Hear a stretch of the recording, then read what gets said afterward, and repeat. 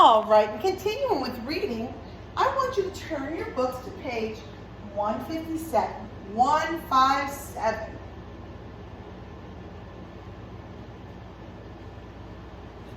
So the first time we read a story, we read to try and understand it, right? And we listen to the story. When we read the same story again, we learn something new. So last week we read the story, Where is Twister? And remember the beginning of the story with Twister. He and Olivia are at the farm, by the barn, and Twister finds a butterfly and he chases off to find it, right? And where does he go? Do you remember? He goes into the woods, right? What were some details that he saw in the woods? Do we remember? He found some sticks, and then he found a creek. And what happened with the creek? He slipped and fell, and then he got scared, right? Do you remember that? So, the creek and the sticks, that's part of the setting.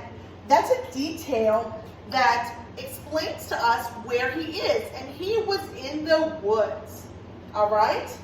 So what we're going to do on page 157 is we're going to draw something about the woods that we did not know. So in class, we actually drew some sticks, and we wrote the word sticks, but you can draw whatever you want.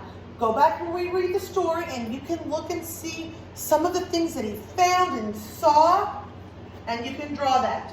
But I'm just going to draw some sticks because it's what we did in class.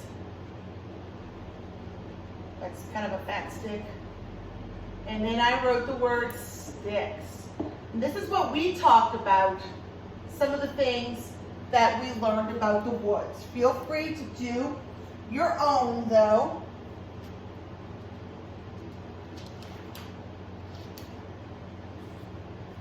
All right, turn to page 162. We talked about nouns the other day. A noun is a person, place, or a thing. And remember we talked about singular and plural nouns? A singular noun means one. So if I say one girl, that's a singular noun. If I say two girls, that's a plural noun. We add an S, and it changes the word and makes it more than one.